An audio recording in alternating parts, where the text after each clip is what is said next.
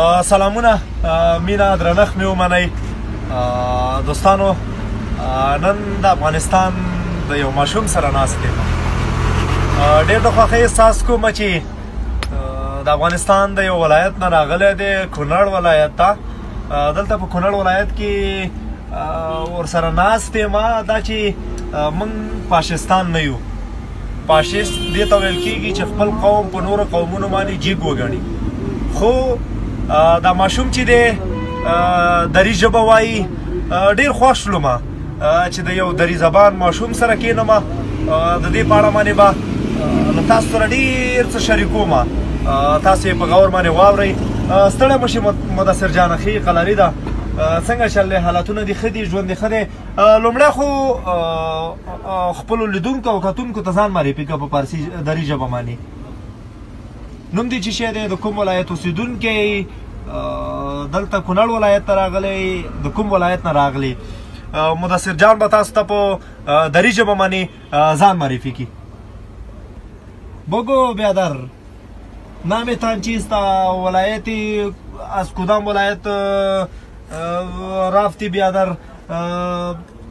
از چی میکنی بیادر؟ نوم دی چی شده؟ مدثر. ها مدثر. دوستانو دا چې ماشوم دی خاص خبرې هم نشي کولی. په همدې پار باندې مې غوښتل چې دنیا ته د افغانستان ماشومان وښایم. زمونږ د وطن ماشومان د مینې نه جوړ دي.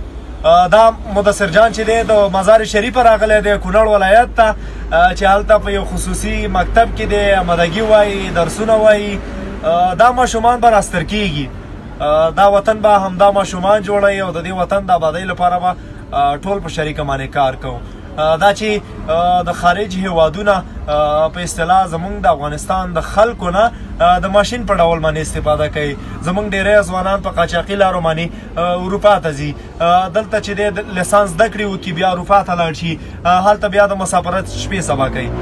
کو زمونږ په وطن کې ځوانانو ته، د وطن ماشومانو ته په اصطلاح د وطن ماشومان مکتب ته لاړ شي، د وطن لویان چې دی په خپل هیواد کې کار وکړي، زمونږ او ستاسو وطن به ډېر پرمختګ وکړي. کوم مدثر جان ته زمینه مساعده شي تر لیسانس او ماسټرۍ پورې به زده کړې وکړي. زمونږ د افغانستان د خلکو نه په خارجي هیوادونو کې د یو ماشین په ډول باندې استفاده کیږي. راځئ چې خپل ماشومان د خپل وطن لویان د بل چا د نورو هیوادونو د ماشین ښکاري نه کړو او په خپل هیواد کې ماشومانو ته د وطن لویانو ته باید دندې پیدا شي. تل دې وي افغانستان، ژوندی دې وي افغانستان، یا سیشن افغانستان، زنداتیان افغانستان، لانګ لایف افغانستان.